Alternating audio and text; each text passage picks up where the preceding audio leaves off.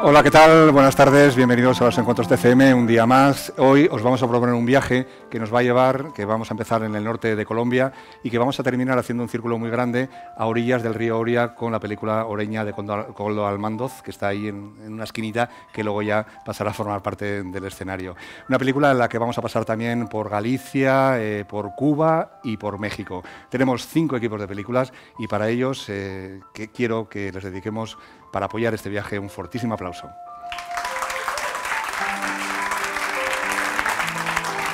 Bueno, pues nuestra primera película es la película colombiana Pájaros de Verano. Nos acompaña su directora y productora Cristina Gallego y su codirector y director Ciro Guerra Picón. Ellos son unos viejos conocidos del Festival de San Sebastián, donde han presentado películas como El abrazo de la serpiente.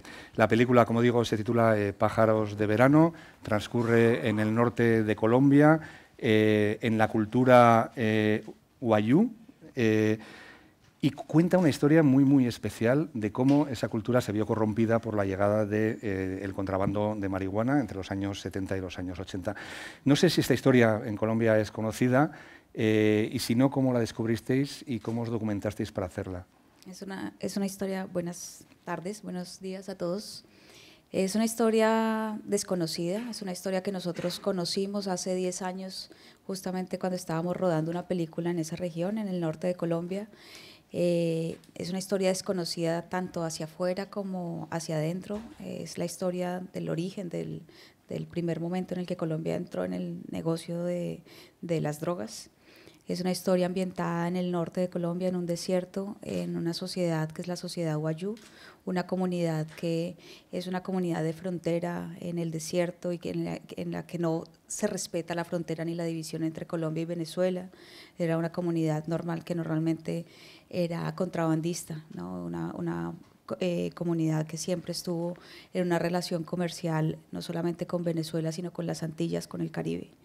Y la película es sobre el inicio un poco inocente, un poco naif, y la transformación de una cultura y de una familia a través de la llegada de unos gringos buscando un poco de marihuana en los años 60. Una transformación de una sociedad rural a una sociedad devastada por el capitalismo salvaje que llegó en ese momento. Sí, es un proceso. En algún momento uno de los personajes dice que están perdiendo el alma, ¿no? Es como el proceso de cómo van perdiendo el alma, ¿no? Y todas sus creencias. Me imagino que la labor etnográfica, de documentación, no sé cuánto queda de la cultura guayú de aquella etapa, pero me imagino que la labor de documentación casi etnográfica de investigación ha sido tremenda, ¿no? Bueno, el pueblo wayú es el pueblo más importante de Colombia indígena, son más de 300.000 personas. Es un pueblo que ha vivido durante 5.000 años en un territorio árido, desértico, con muy pocos recursos y que han encontrado una manera de organizar su sociedad a través de la palabra, del respeto por la palabra, porque obviamente hay muchos clanes y muchas familias y obviamente la pelea por los recursos puede ser difícil. Han defendido su modo de vida de una manera feroz, primero contra los piratas, contra los españoles, ahora contra los gobiernos, luego actualmente su principal enemigo son las empresas mineras que han devastado su territorio. Y es un pueblo que se ha defendido de una manera fuerte, pero y su manera de sobrevivir ha sido el contrabando, como decía Cristina. Al ser el punto de entrada del mar Caribe hacia el continente suramericano, ese ha sido su territorio, lo han defendido. Y cuando estaban acostumbrados al contrabando de telas, de licor, de café, y cuando aparece un nuevo elemento sobre el que existe demanda, que es la marihuana, que se sembra en la Sierra Nevada, eso se convirtió en la caja de Pandora y realmente es el primer momento de lo que se convertiría en el tráfico internacional de drogas. Un momento muy pequeño de la historia que transforma el mundo y que todavía lo sigue transformando, pero pues el pueblo wayú es una historia de la que aprendieron mucho, es una gran lección que ellos quieren compartir con el mundo. Y cuando nosotros nos acercamos a ellos para decirles que queríamos contar esta historia, pues pensábamos que íbamos a tener problemas respecto a eso y no, ellos realmente fueron muy entusiastas. porque todo el mundo, es una historia que está llena de anécdotas, todo el mundo conoce a alguien, todo el mundo tiene una historia, todo el mundo tuvo un familiar o alguien que estuvo metido en eso, porque fue realmente una vorágine. Estamos hablando de que en algún momento, a finales de los años 70, el 80% de la marihuana que se fumaba en Estados Unidos venía de la Guajira colombiana. Es la leyenda de la Santa Marta Gold, es una historia, y además nos daba la oportunidad de hacer una visión de este tema completamente alejada de la visión explotativa que hemos visto últimamente, que ha terminado en la glorificación de los capos, en la glorificación de los mafiosos y en la satanización de los colombianos. Nosotros queremos contar la historia desde nuestra perspectiva, desde nuestro punto de vista, y el pueblo guayú nos parecía que era como, la historia del pueblo guayú era como una puerta de entrada. Interesante. Bueno, pues vamos a seguir hablando, pero vamos a ver antes algunas imágenes de la película.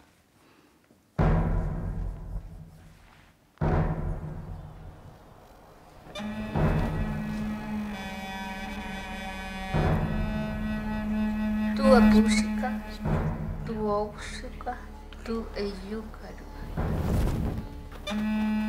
Araura, chi asibukai, chi orinchai, musisai, chongwa, hapu, supura, nopo, ruin, tuin, guay. Putu haus makakaturiantaya. Sukata pahi rainta kwaipa supusuwa saututa pusika. So punaya tu pusika, so punaweskas sas pushuaya. Ahí vemos a los intérpretes de la película, a los personajes, y los escuchamos también en Guayinaki, que es la lengua de los guayú. ¿Por qué la decisión de hacer toda la película en Guayinaki? Y me imagino que eso ha dificultado el simple hecho de encontrar intérpretes para hacer la película, ¿no? Es Guayunaiki. Guayunaiki. Es la lengua que hablan ellos, es una comunidad que mantiene vivas sus tradiciones, que mantiene viva su lengua. Nosotros queríamos acercarnos a esta comunidad, no pensando que, digamos, que esta comunidad sea o viva actualmente en el mundo del narcotráfico o algo así.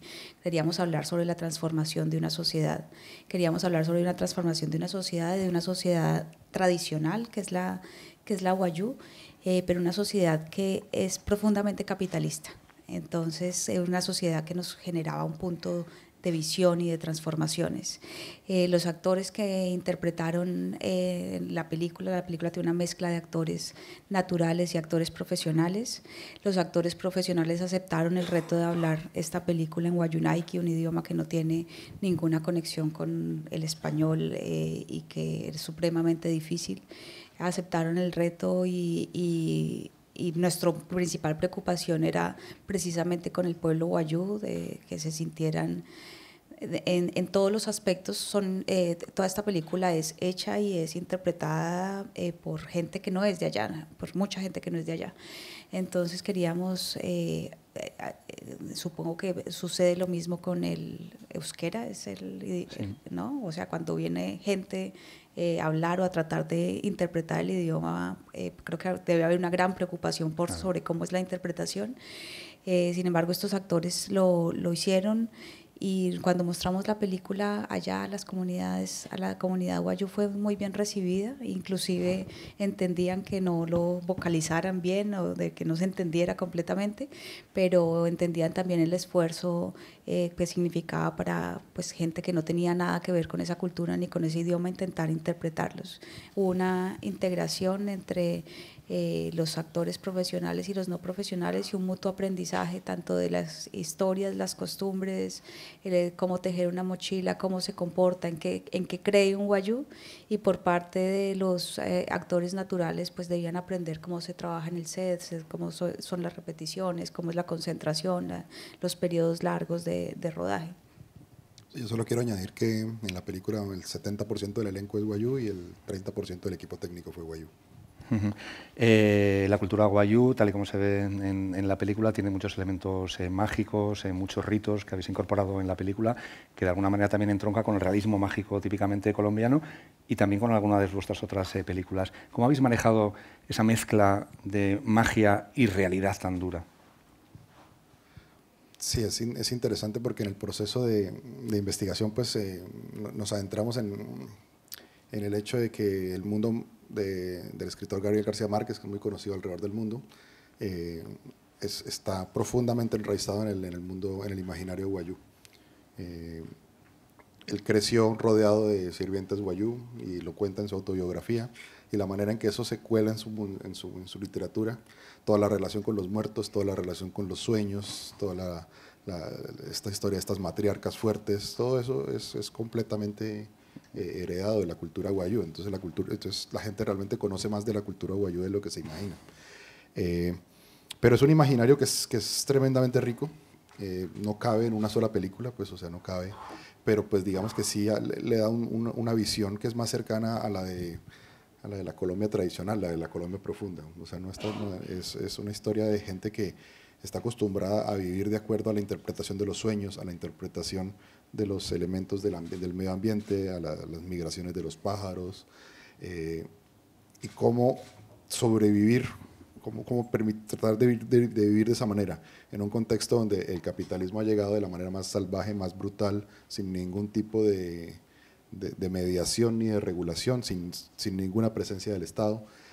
Pues es una historia de cómo esto puede obrar sobre las sociedades, ¿no? Entonces es una historia que trasciende, digamos, la historia solamente del pueblo wayuu, pero que tiene unos ecos que para nosotros están muy conectados con la tragedia griega, con los géneros del cine, o sea, como que es una historia que tiene elementos muy universales, pero en esta película creo que los contamos de una manera que nunca se ha visto, porque es la primera vez que se representa al pueblo wayuu en el cine. Yo quiero añadir que la película es un encuentro y un choque entre lo tradicional, que es corrompido y es roto por un brote de poder en forma de capitalismo salvaje, y esto tiene que ver también con el encuentro y con el choque de esos dos mundos y con el choque de poderes familiares, el choque femenino y masculino, lo real y lo intuitivo, lo natural y lo sobrenatural.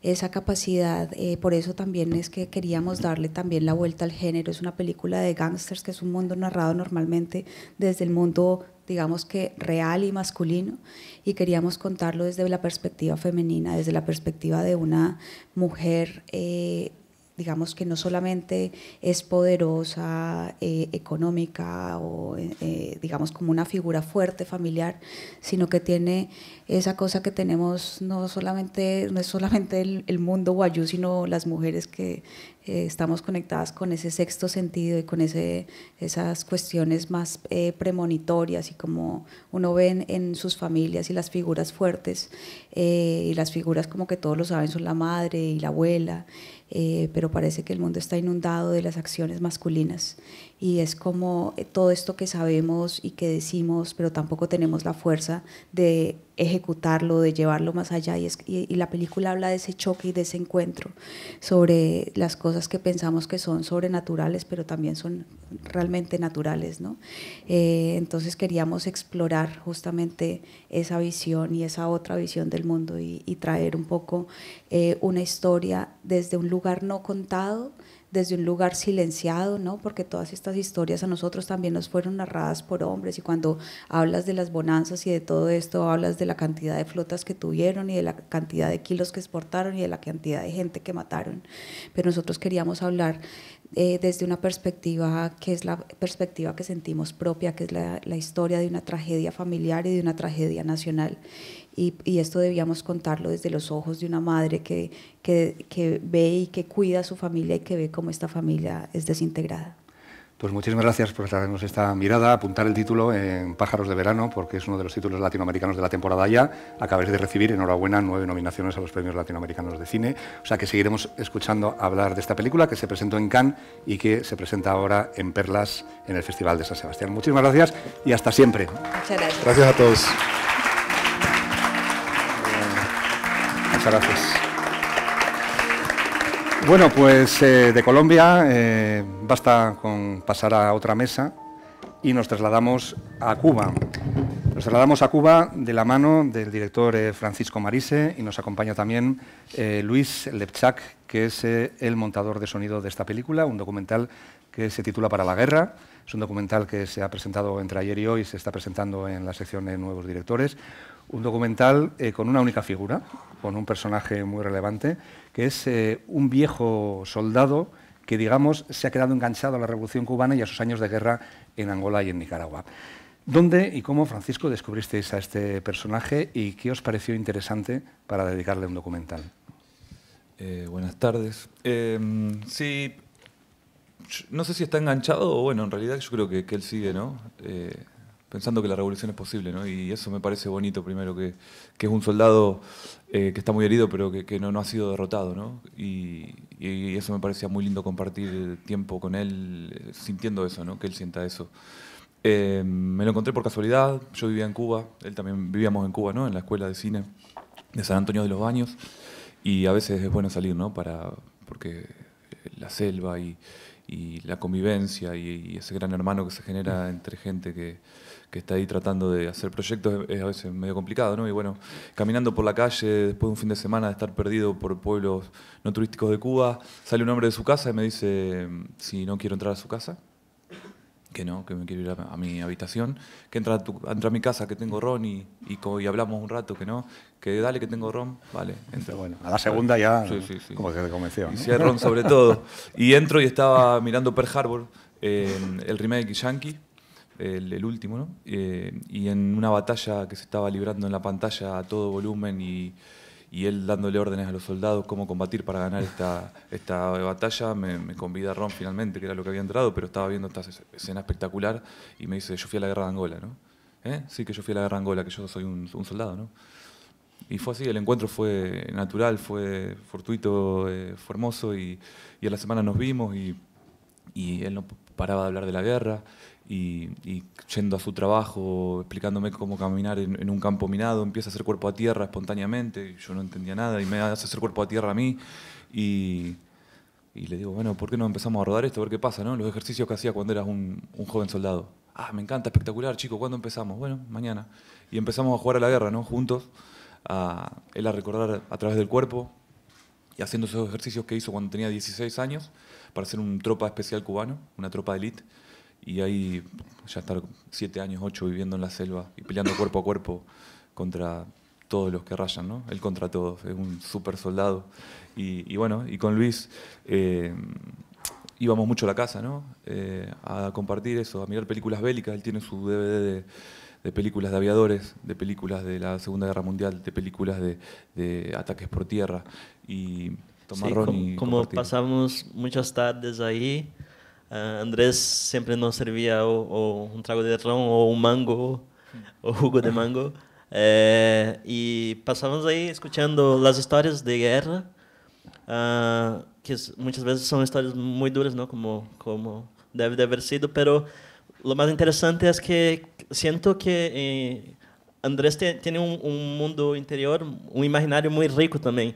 Y como con la película, a partir de los relatos, creo que Fran intentó reconstruir un poco lo que escuchábamos, pero de un punto de vista de intentar recrear ese imaginario, esa cosa loca, las fábulas que Andrés nos contaba, ¿no?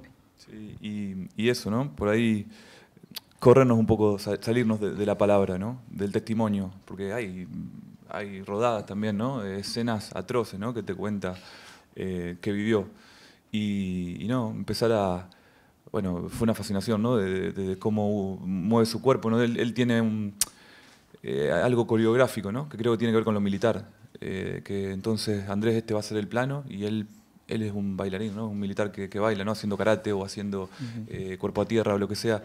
Y esa es escultórico también, ¿no? Cómo se para y cómo se mueve y aguanta la puesta en escena, ¿no? Y eso tiene que ver con lo militar y bueno, y con el cine, ¿no? Y eso Pues, es muy lindo. Vamos a conocer a Andrés, para quienes no hayas visto la película, vamos a conocerlo, vamos a ver algunas imágenes de la película con coreografía incluida. Ahí va.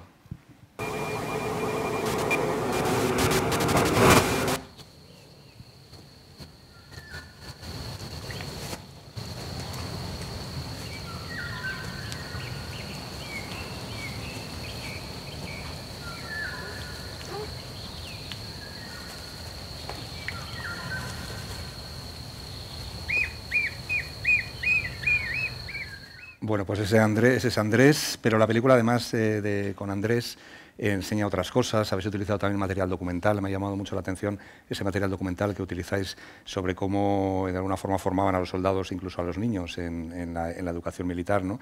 Que tiene un punto como de asombroso o con el tiempo un poco ridículo, ¿no? Esa especie como de exhibiciones casi deportivas que hacían los soldados cubanos. ¿Cómo conseguisteis este material? De casualidad también, yendo con Andrés a su oficina, un compañero de trabajo, el instructor y el creador de las artes marciales cubanas, me pasó un VHS, en Argentina se dice VHS, sí, pero bueno, un cassette que le digitalicé para su familia y me encontré con eso, se lo pedí prestado y me lo dio, ¿no? Es algo que se televisó alguna vez en directo para todo el pueblo cubano. Luego, como es material militar, lo conservan las Fuerzas Armadas y ya no se puede volver a sacar, porque estaba en una casa, ¿no? Y así lo conseguimos. Y eso, ¿no? Siempre igual fuimos muy conscientes y el sonido creo que trabaja mucho con la imagen y la imagen con el sonido y a partir de algo documental, ¿no? Porque claramente Andrés existe, es una persona, luego es el protagonista de una película y al final uno lo puede llamar personaje, pero antes que todo es una persona que vivió todo eso y a raíz de estas imágenes documentales o sus historias, pero nos tratamos de mover todo el tiempo para decir, bueno, a ver, vamos a explorar su memoria, ¿no? ¿Y cómo exploramos su memoria?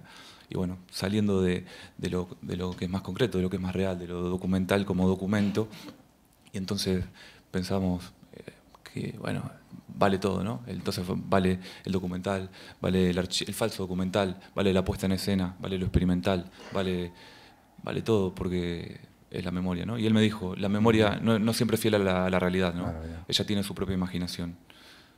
Luis, el sonido a veces es un sonido objetivo, pero hay mucho sonido subjetivo, a veces que de alguna manera viene de la mente del propio Andrés y otras veces que aprovechas el sonido para dar información desde fuera, ¿no? O para sugerir. ¿Cómo ha sido ese tratamiento y ese uso del sonido tan creativo en la película?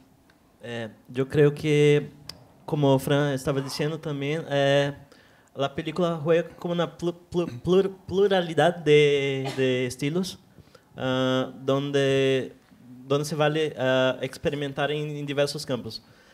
Entonces, muchas veces, por ejemplo, partíamos de un material muy concreto, muy documental. Por ejemplo, hay un anuncio en la televisión de Raúl Castro y a partir de la grabación del sonido de la televisión, jugamos con esos sonidos, estirándolos, invirtiéndolos, jugando con el espacio de la sala de cine para crear sensaciones, porque yo creo que el sonido en el cine, diferente de la imagen yo creo que es muy buena para contar cosas, narrar cosas, pero el sonido creo que trabaja mejor creando sensaciones, ¿no? Y entonces creo que todo el tiempo estábamos ahí pensando en qué sensaciones queríamos crear, ¿no? Y cómo dialogar de la mejor forma con la historia y con la imagen. Y muy importante el diálogo, ¿no? Que teníamos entre montar imágenes y montar sonido, ¿no? El ida y vuelta, ¿no? Un poco seguramente porque él estaba en Brasil y yo ya en España después de haber vivido en Cuba y es muy lejos, ¿no? Trabajar así, pero era esta correspondencia gigantesca de textos e imágenes. También creo que había una conversación en la película, ¿no? En ir haciendo la película, ¿no? En el montaje de la película, en ir montándola y siempre con una premisa. Yo tengo la suerte la película tiene la suerte de que Javier Rebollo, ¿no? Este director que tanto nos gusta, el productor, el co-guionista, el comontador de la película, ¿no? Y cuando llegué a la casa, yo llegué con un montón de fragmentos de todo esto que te decía, ¿no? Material de archivo, falso material de archivo, puesta en escena, todo lo que ves en la película, ¿no? Y le digo, Javi, me parece que capaz que me pasé, ¿no? Con todo esto, porque no es mucho un metraje, pero sí son muchos elementos. Y me dijo, no, nene, quédate tranquilo, que toda película es un collage, y todo collage es una película, ¿no? Y creo que somos los soldados Rebollo también nosotros, ¿no? Bueno, pues muchísimas gracias por esta película. Y una cosa curiosa es que empezó con una botella de ron esta película y al final de los créditos dicen, esta película se acabó con jamón y vino. Sí, sí. Es el paso de Cuba a Europa. A España, solo pone al final de los títulos de crédito. Muchísimas gracias por habernos traído esta película. Muchísimas gracias también a hacer extensible a Javier Rebollo. Las gracias y espero que nos veamos pronto. Muchas gracias. Gracias. Me llevo los micros. Bueno, y en nuestro viaje llegamos ahora a Galicia para ver y para charlar con una película que se titula Trote, El trote de los caballos. Nos acompaña su equipo, es una película que se ha presentado en Zabaltegui, nos acompaña el director, Sasio Baño, el actor, al que todos conocéis, Celso Bugallo, y Tamara Canosa, actriz.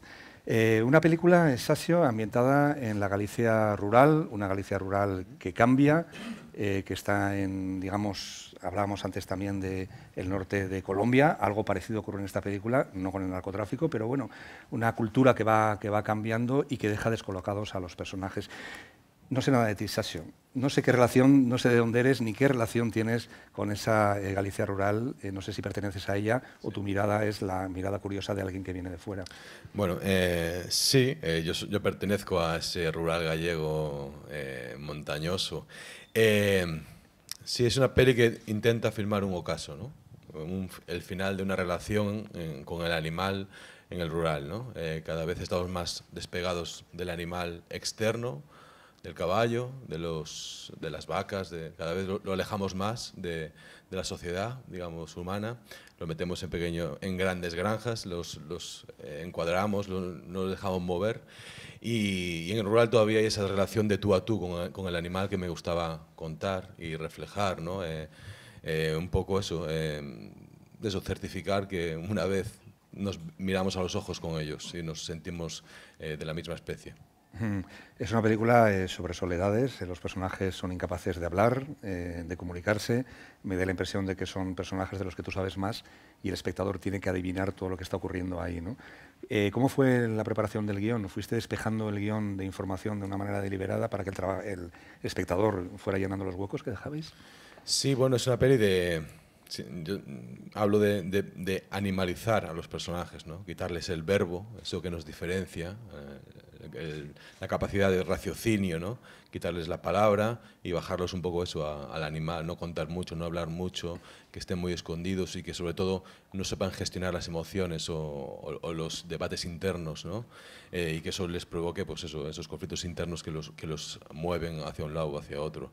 La verdad es que el guión estuvo como muy planificado con esos negros y ese off no contado y ese todo lo que escondemos, que por momentos, bueno, deja espacio para que un espectador ávido por intentar entender o intentar entrar en una propuesta o en un mundo que lejos de él es como extraño, pero si vives en ese rural y ves situaciones, ese padre ausente, por ejemplo, el padre de Celso Bugallo, ese padre que no está en casa nunca, que su labor bajo la sociedad patriarcal es traer el dinero a casa, irse y hacer su vida fuera de casa, no ocuparse de la emoción con los hijos, ni de la educación, ni de su mujer, ¿no?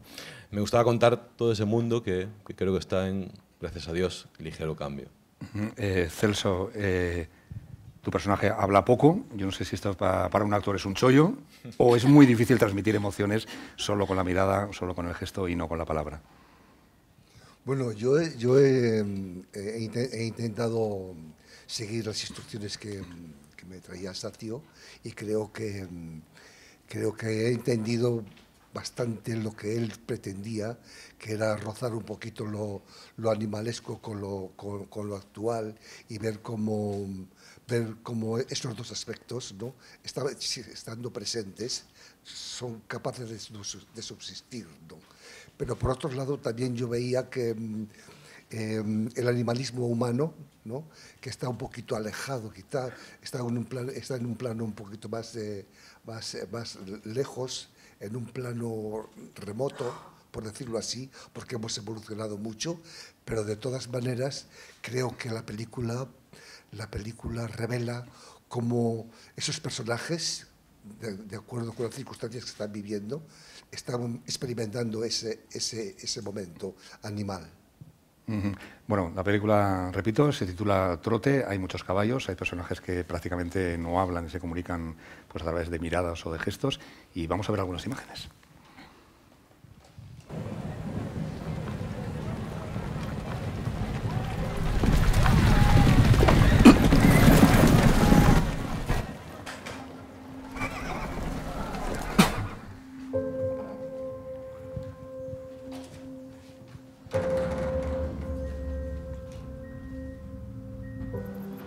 Por que non falas con ela?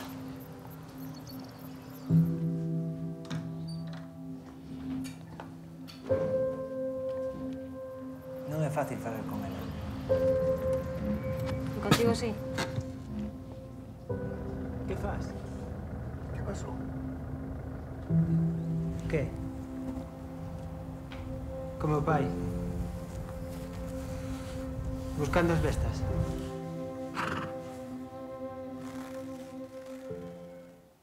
Bueno, ahí vemos algunas imágenes de trote. Celso, te veíamos con un caballo. ¿Cómo fue el trabajo con los caballos? ¿Fue complicado? Fue muy bonito, porque a mí me gusta. Oh, el micro. Fue muy bonito, fue muy interesante, ¿no? Yo no contaba con que me pudiera ocurrir algo así con esta película. Y bueno, pues yo estuve muy bien, lo pasé muy bien con los caballos. Aparte que los quiero, los amo mucho, ¿no? Y yo creo que es un animal que sigue siendo siempre el mismo, desde la antigüedad hasta ahora. Está ahí y yo lo quiero mucho, pues también precisamente por eso, por no haber evolucionado, no ser más precavido o que tenga más cuidado con lo que somos los seres humanos con los animales, ¿no? Pero bueno, yo me he sentido muy bien trabajando con estos bichos. Tamara, tu personaje, digamos, es la mirada de fuera a este mundo tan cerrado, ¿no? Y es un personaje que prácticamente no entiende lo que está ocurriendo, no entiende lo que le pasa a su marido, a su cuñada, a sus suegros. ¿Cómo lo has abordado? No sé si tú tenías relación con este mundo o no, y si tu mirada también personal es un poco como la de tu personaje. Claro, mi personaje es el que intenta entender, ¿no? El que intenta entender es el personaje, es, digamos, la mirada del espectador, ¿no? Que flipa porque ve que estas personas no saben comunicarse y que respira un poco toda esa tensión y esa atmósfera. Sí, yo tengo, o sea, estoy muy alejada de ese mundo rural. En ese caso sí que yo creo que él buscó eso, o sea, que estuviéramos próximos. Pero luego también yo creo que Sacio, cuando hizo el casting, hizo algo que de entrada va un poco a contracorriente, ¿no? De lo que se suele hacer cuando se hace el casting de una película, ¿no? Siempre los directores suelen buscar actores y actrices que tengan una energía muy parecida o lo más parecida posible a los personajes que interpretan. Sin embargo, por ejemplo, María Vázquez, que es la protagonista, o Diego, o yo, los tres, somos personas muy pizpiretas, muy habladoras, que nos movemos muchísimo, que hablamos súper rápido, y que en esta película, como tú dices, nos llevó absolutamente a todo lo contrario. Y yo creo que eso fue un poco para conseguir esa energía de animales enjaulados, de personas frustradas y que viven en una angustia porque no pueden expresar lo que quieren expresar. O sea, que al final de cada día de rodaje salías así como explotada, ¿no? Sí, era claro, sí. Y cuando hacíamos entrevistas hablábamos muchísimo y era como querer expandirnos un poco porque durante todo el rodaje esa atmósfera, esa tensión y el no comunicarse y los tiempos era, claro, lo contrario, ¿no? A lo que tenemos los tres de serie, ¿no? Es que menos mal, porque si fueras como los personajes no podía hacer la entrevista. Ya, no podríamos comunicarnos. Oye, Sasio, me gustaría que me comentaras un poquito esta especie como de rito de los caballos que se ve al final de la película, un poco al principio, se ve al final de la película. Creo que es Rapa das Bestias. Das Bestas, sí. Das Bestas. Hoy no di ninguna con los idiomas. Rapa das Bestas. Me gustaría que comentaras un poco qué es, en qué consiste. Sí, es una tradición que lleva 500 años en Galicia. Es una tradición en la cual los caballos que viven salvajes, ¿no? Todo el año en los montes, una vez al año, sobre todo hombres, ¿no? de los pueblos van a buscarlos, los capturan, les privan de su libertad, los meten en un sitio cerrado, ¿no? Como una plaza de toros, ¿vale? Un curro, y allí los tumban al suelo, les cortan la crin, o sea, cortarle el cabello al caballo, y los marcan, ¿no? Para demostrar que son propiedad de alguien, esos caballos que en teoría viven libres, ¿no?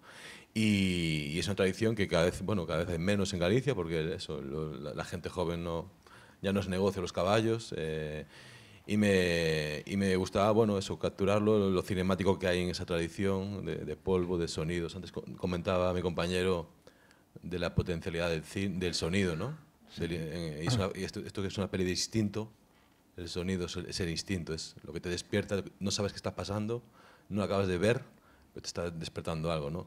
Y es una peli que trabaja mucho eso, el sonido, el instinto, los plot points y toda la información que gira, que hace girar la trama o la poca trama que hay, viene por el sonido, no viene por la imagen, que es como está el espectador más acostumbrado, ¿no? Que te venga una imagen y hay un giro, ¿no? Aquí todos los giros que le provienen a los personajes vienen de sonidos externos que modifican la trama. Pues muchas gracias. Una película, Trote, que empezó aquí, en San Sebastián, creo, ¿no? En una Ikusmira Berria, ¿no? Sí, en Ikusmira Berria, que ha dado la vuelta. Ahora habéis cerrado el círculo y espero que en el futuro pues haya más círculos que cerrar y que sigáis viniendo aquí al Festival de San Sebastián. Muchísimas gracias, muchas gracias. A los tres.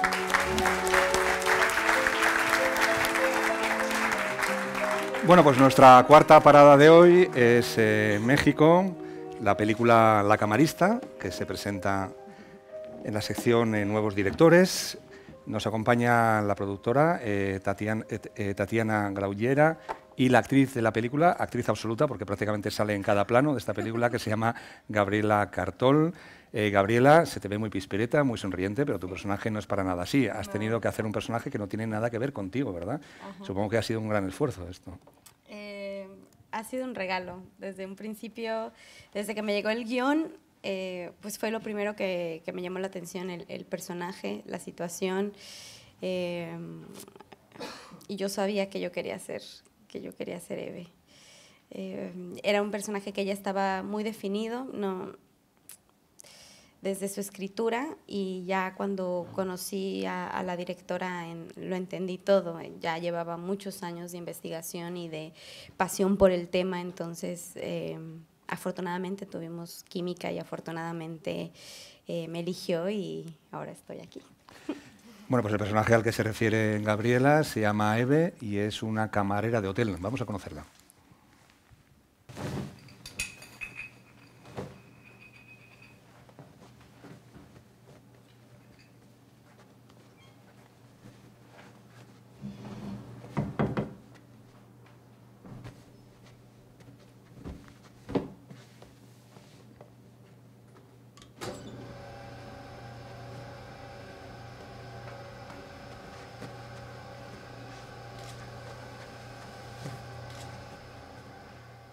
Bueno, ahí la vemos en su trabajo diario, como decía, está prácticamente en todas las escenas de la película. Este guión está basado en una obra de teatro que escribió la propia directora, Lila Vilés. No sé si tuviste ocasión de verlo antes, la obra de teatro o no, o si te influyó un poco la interpretación que hubo en la obra de teatro anterior, que a su vez estaba basada en un personaje real. No, yo sí supe de la obra en su momento, pero no la alcancé a ver porque eran muy pocos lugares y había que hacer reservación. Yo nunca alcancé lugar, entonces no conocí la obra. Sí me dijo acerca de ella también, pero también sé que no tiene nada que ver la obra con la película. Es decir, ella al momento de montarla se da cuenta que su necesidad era hacer una película que realmente hablara de, pues eso, de lo que ella quería hablar, y entonces la película terminó siendo completamente otra cosa, nada tiene que ver una con la otra. Sí, de hecho, la obra la estaban haciendo todo el tiempo en el hotel en donde filmamos nosotros. Entonces Lila, la directora, conoció a mucha gente, a muchas trabajadoras, a muchas camaristas, y se inspiró todavía aún más, y a partir de ahí salió el guión de la película. ¿Tuviste que entrenarte, aprender el oficio? Tuvimos capacitación, fue muy express realmente, porque todo el proceso fue de la tenemos que filmar ya, o sea, era la necesidad de la directora y así fue todo. Yo llego a casting, me dicen que ya soy yo y 2 semanas después ya teníamos que estar filmando, entonces fueron 17 días de rodaje y por lo tanto el entrenamiento fueron como 2 días y algunas horas en los momentos que las camareras tuvieran disponibilidad, porque nunca se paró el hotel.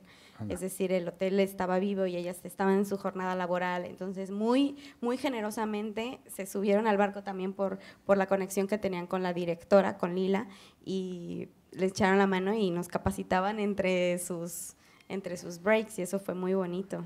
O sea, que rodasteis 17 días en un hotel de lujo que no paró nunca, que estaba en marcha. Mientras tanto, me imagino que Sí, desde el así punto de es. vista de producción fue una pesadilla, ¿no? Eso. Bueno, en realidad no, en realidad nos acogieron mucho ellos. O sea, En cerraron general. varias habitaciones para vosotros. ¿O? Sí, sí, cerraron habitaciones para nosotros y ellos nos acogieron muchísimo. Éramos un crew de 10 personas, no éramos muchos, entonces sí sabíamos de pronto cómo movernos, pasar inadvertidos por los clientes y así fue que logramos filmar. Después de esta película, de alguna manera, Eve, tienes una carrera corta, pero me da la impresión de que esta película puede ser un punto de giro, ¿no?, en tu carrera, o por lo menos en tu carrera profesional a la hora de sentirte actriz, ¿no? Sí, claro, ya lo está haciendo. Fue un fenómeno y, como lo digo, me siento muy afortunada. Realmente, sí, esta película marca mi carrera actoral, que es corta, pero que va muy bien. Hoy estamos hablando mucho de silencios, ¿no? Hemos hablado de silencios en la anterior película, volveremos a hablar de silencios en la siguiente. Yo creo que también tu personaje es un personaje de silencios, ¿no? Me imagino que cuentas muy poco y sientes mucho, ¿no? Eso mucho. Para una actriz tiene que ser bastante más difícil, ¿no?, a la hora de interpretar. No sé si más difícil, pero a mí me gusta. Me gusta mucho, me gusta la contención, me gusta observar y me gusta abordar los personajes desde una manera sublime, con mucho respeto también a la profesión, a mi profesión, y personajes así me dan esa oportunidad de abordarlos de esa manera.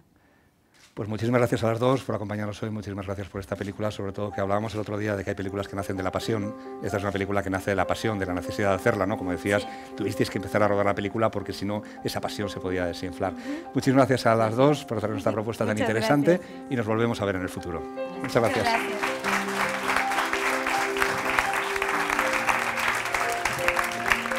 Bueno, y como decía al principio, vamos a terminar este viaje de los encuentros de hoy pues muy cerca de casa, aquí a unos cuantos kilómetros, en la Ría de Orio. En la Ría de Orio es donde transcurre la película vasca Oreña.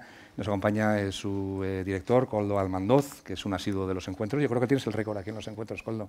No sé, me da cierto pudor hablar de esto. No, hombre, Koldo ha presentado varias películas en Zabaltegui y ha estado aquí en los encuentros en más de una ocasión.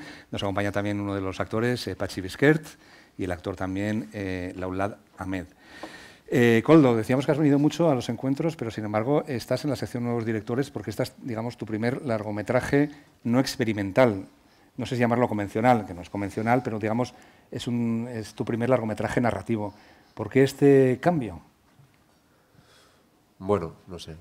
La realidad es que no lo sé, no lo he pensado demasiado. Yo tengo la sensación que después de tantos años haciendo pues lo que hago, lo que me gusta, tienes cierta sensación de haberte acomodado, ¿no? De estar en una zona de confort y de plantear cada proyecto que viene un poco desde esa perspectiva, un poco de una visión del margen, de laboratorio, de experimentar. Y sentía la necesidad de salir de esa zona de confort y probarme a mí mismo, sobre todo, que era capaz de hacer una historia con actores, de personajes, que hablase de conceptos muy básicos y tirar a hacer una película, un trabajo más convencional. Pero poco más puedo decir de por qué. Al final es un proceso en el que empiezas a escribir. Yo en ningún momento tenía la esperanza de que esto fuera a salir, y de repente como que íbamos dando pasos, parecía que las cosas salían, hasta que hubo un punto de no retorno en el que de repente íbamos a hacer la película, ¿no? Tú pensabas que no lo ibas a hacer. Yo nunca tuve la certeza de que la película se pudiera financiar de la manera que se ha financiado, de que terminaríamos haciendo la película como la hemos hecho. Yo estoy acostumbrado a trabajar de otra manera completamente distinta, con muchos menos medios, con bastante más libertad. Y entonces esto, pues bueno, fue un poco una sorpresa, pero de la manera que vino, bueno, lo acepté gustosamente, claro. El paisaje es fundamental. En esta película has situado todo en la ría del río Oria, entre, no sé si la zona de Zubieta y Orio. ¿Por qué esta elección de este paisaje? Bueno, porque es básica. La historia surge un poco del paisaje, y es una cosa que para mí es algo extraño también, pero es una zona, un paisaje periférico, está a 5 minutos de aquí mismo, de donde estamos sentados, y es una zona donde se unen la naturaleza más salvaje, polígonos industriales, escalexes de carreteras, casas rurales y zonas de agricultura. Es una zona donde es muy evidente una especie de abandono de un tiempo industrial y de cómo la naturaleza ha ido recuperando todos estos espacios, ¿no? Es una zona donde cada vez hay más vida salvaje, aparecen corzos, no hay carreteras y está, ya te digo, está a 5 minutos de aquí. Y eso por un lado. Y por otro lado también fue muy importante, o lo que me animó a hacer la película y a hacerla allí, es que una vez fijado un poco el paisaje, me fijé que el paisaje humano también era distinto al que yo imaginaba, ¿no? Yo pensaba que allí pues viviría gente que lleva generaciones viviendo en aquella zona, ¿no? Gente, bueno, pues por decirlo de alguna manera, nativos del lugar. Y de repente me di cuenta que junto a estos nativos existía una población cada vez mayor de gente que en los últimos años ha ido viniendo de fuera, para la cual, como para casi todo el mundo, es imposible vivir en el centro de estas ciudades. Y entonces han empezado a crear comunidades en estas zonas de periferia, ¿no? Donde se junta la industria, la agricultura, la naturaleza, y me pareció muy interesante ese choque. Bueno, no ese choque, porque no es un choque, esa especie de nueva convivencia que se empieza a dar en estas zonas. Bueno, pues ahora seguimos hablando de la película con los actores. Antes vamos a ver algunas imágenes de Oreña, Ciervo.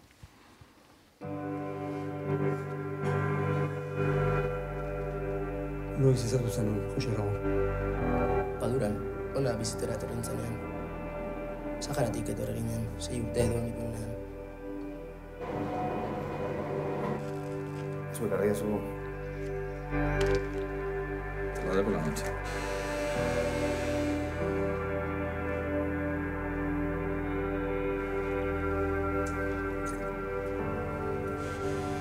Kartzelak ez dizu soilik askatasunak kentzen. Orduan zer? Novia, Palma. Hemendik aldea egin behar zuela esan ziorrak. Ez du ludik anaiak zaretenik. Kontu zibil horrekin. Bueno, ahora, perdón, digo, Pachi, hablábamos de silencios, pero para silencios los vuestros, el tuyo y el de tu hermano en la película, que viven en una casa y llevan años sin hablarse. Pues sí, así es, son esas realidades que se dan. Dos hermanos viven juntos, pero no se hablan desde hace no se sabe cuánto.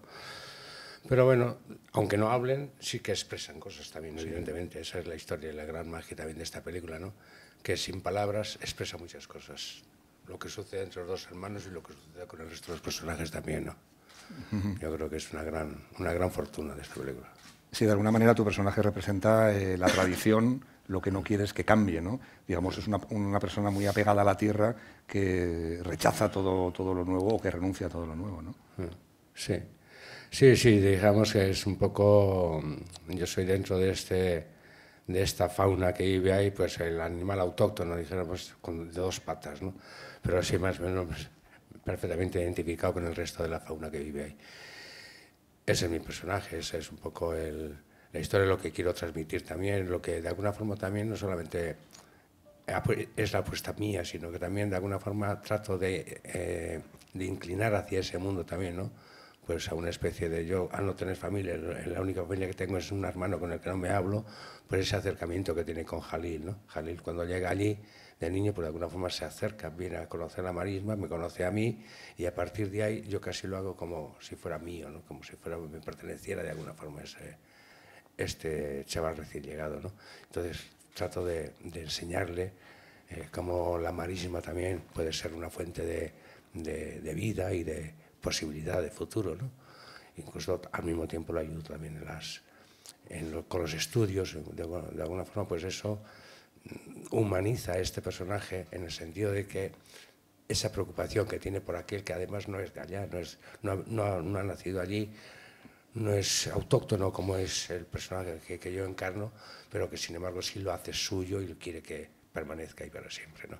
Sí, a este otro personaje lo interpreta Jalil, lo interpreta el Outland. No sé si es tu primera película, si tenías experiencia en teatro o en cine. ¿Cómo llegaste a este proyecto? Pues la verdad que hice un par de castings. Yo estaba estudiando aquí en Subrimanteo y me enviaron un correo y que necesitaban un chico de pues, perfil saharaui. Y nada, pues hice el primer casting sin como me lancé ahí, venga, pues voy a hacer. Y nada, pues pasé la primera prueba y luego la segunda, pues delante de Koldo, el jefe de la productora, y bueno, como mi personaje también es bastante parecido a mi vida real, pues Koldo decidió que fuera yo. Hay una cosa curiosa, tú hablas euskera, ¿no? En la película hablas euskera, que muchos de los personajes cuando hablan con él cambian al castellano, ¿no? O sea, digamos que es la percepción de que, bueno, este chico no puede hablar euskera porque no es de aquí, ¿no? No sé si hay algo de eso también, un poco del diferente. Sí, bueno, por supuesto que habla de eso y es curioso porque ahora estos días que estamos de promoción, estamos hablando, pues la gran mayoría de la gente no ha visto la película y cuando vamos a hacer alguna foto, alguna cosa, todavía le preguntan, ¿pero tú hablas euskera o sea, con nosotros, con el resto no tienen esa duda, pero con él siguen teniendo esa duda, ¿no? Para mí era importante mostrar este tema, mostrarlo y tal vez de manera tangencial, porque tampoco en ningún momento he querido que de repente el personaje de Laoulat, el personaje de Jalil, sea el representante de los emigrantes, ni tampoco quiero que la película hable de emigrantes buenos, policías malos, por ejemplo, ¿no?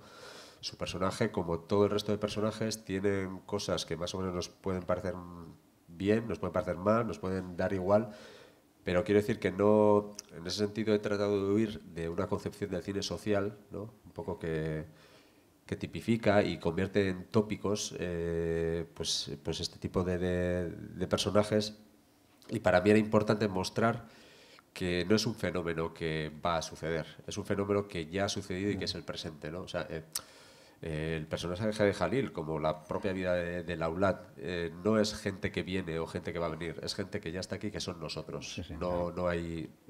Y yo creo que es algo que todavía en ciertos lugares pues nos cuesta, o tenemos que empezar a dar esos pasos para no solo aceptarlo socialmente, sino introducirlo en nuestro imaginario, en nuestras películas, en literatura o lo que sea.